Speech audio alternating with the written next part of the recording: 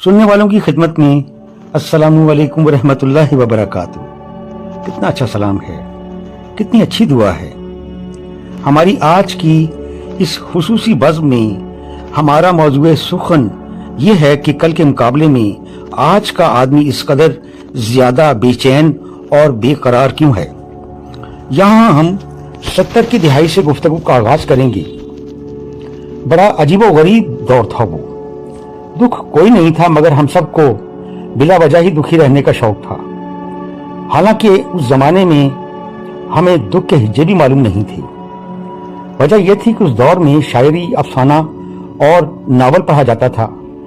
Film देखने का शौक भी जुनून की हद तक था। रंजीदा करने वाली शायरी, कहानियां और नावल पढ़ने का रिवाज भी आम था।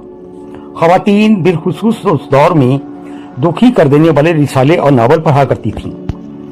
हमारी बड़ी बहन मुझे लाइब्रेरी से किराए पर किताब लाते हुए खास तौर पर ताकीद किया करती थीं कि हमारे इलाके की लाइब्रेरी फैयाज बुक डिपो के मालिक फैयाज साहब से ये कहना ना भूलना कि नावल रुला देने वाला होना चाहिए वरना मैं किराया नहीं दूंगी।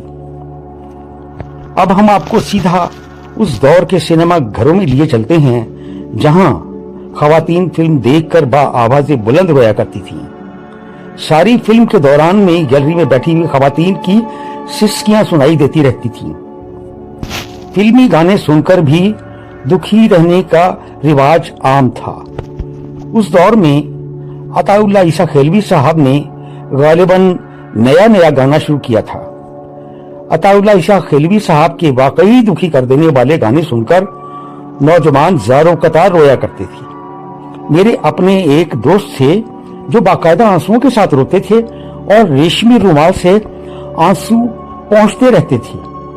दिलचस्प बात यह थी कि उन्हें कोई इश्क विश्क भी नहीं था, बस उन पर दुखी रहने का दौरा पड़ता रहता था। आज भी मैं सोचता हूं कि उस दौर में जब आज जैसे मसाइल भी नहीं थे, फिर उस दौर में दुखी रहने का रिवाज क्यों कर पैदा हुआ। मेरा जाती ख्याल है कि उस दौर में आदमी के मिजाज में एक हसासियत का जज्बा पाया जाता था।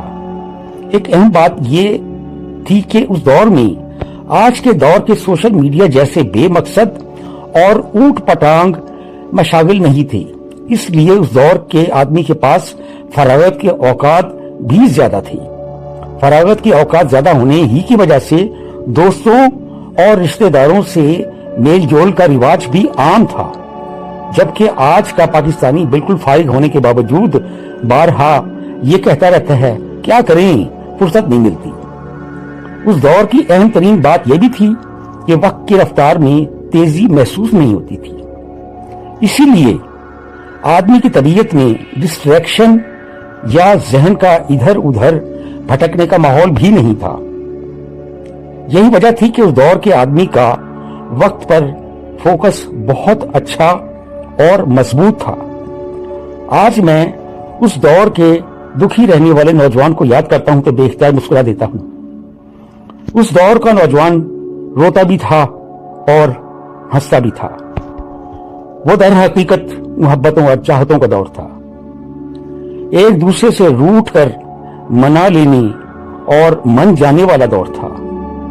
बहनों और बेटियों को रुखसत करते हुए ज़ारों कतार रो देने वाला दौर था।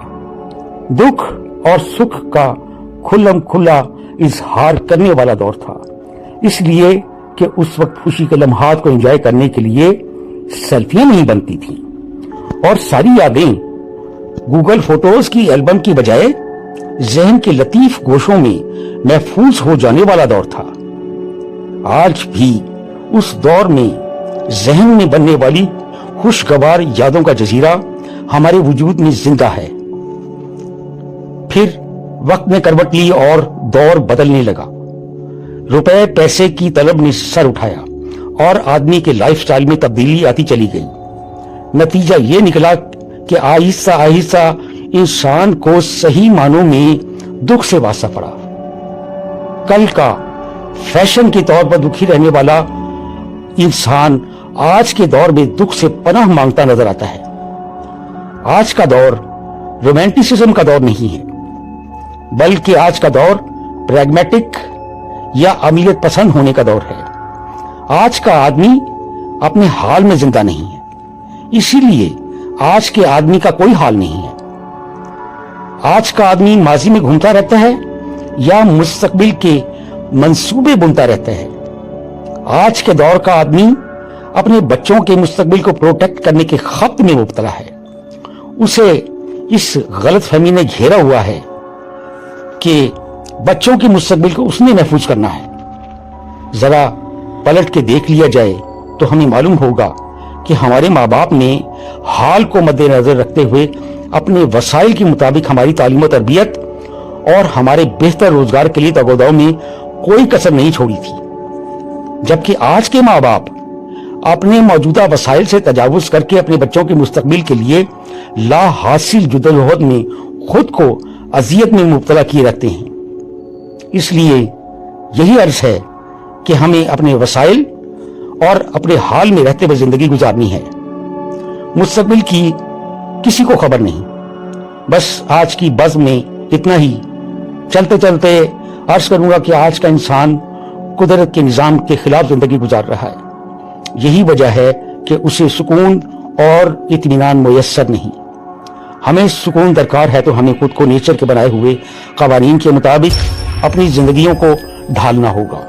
इसी में हमारी बका और सलामती पोशीदा है।